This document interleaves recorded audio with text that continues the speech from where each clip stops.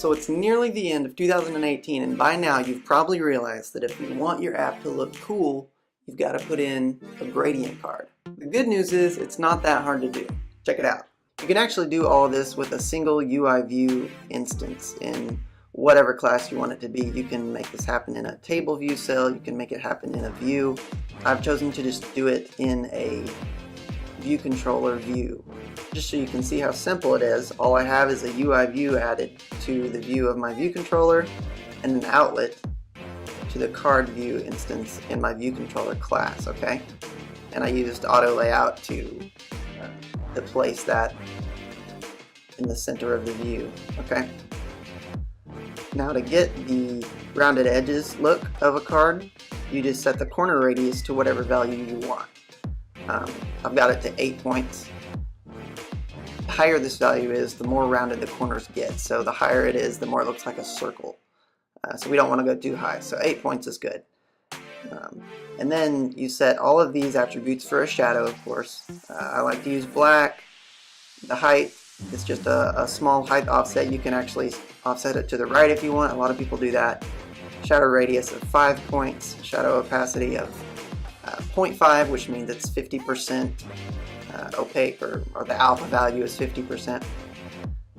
And you need to set the background color of your UI view to clear. Okay. Now the reason you have to do this is because when you set the corner radius, you're setting it on the layer. This doesn't round the edges of the actual view, unless you set clips to bounds to true. But the problem with that is if you set clips to bounds to true on your layer, then your shadow won't show up because that is actually outside of the bounds once you do that. Next, you want to create a CA gradient layer here, and that's obviously what this class is made for.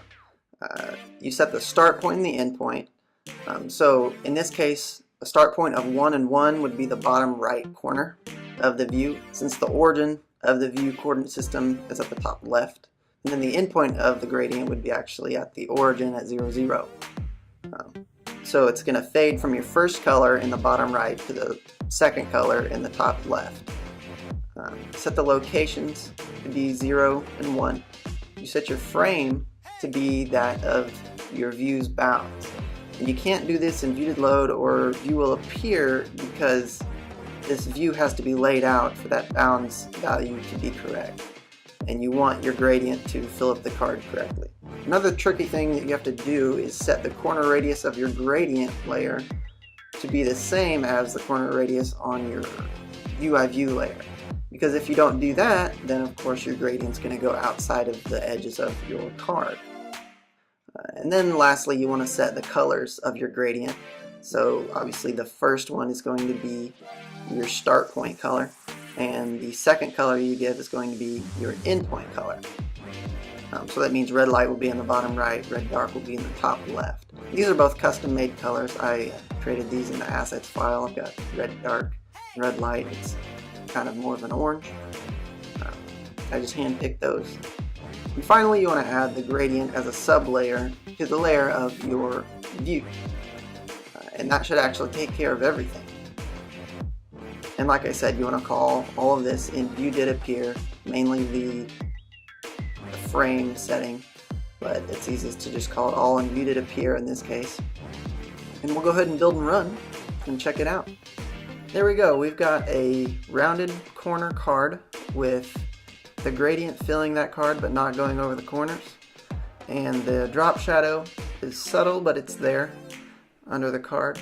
So I think we did exactly what we wanted to do there. I'm pretty happy with that. I even picked out some good colors for the gradient somehow. Anyway, I've seen a lot of the more popular apps use this in their mobile app redesigns recently. And I think it's going to be a big design pattern in 2019. So I suggest you play around with the colors, play around with the shadow values, and kind of make this your own and see how you can make it work in your app. Because I think it's really going to impress some people when they open up your app if you do.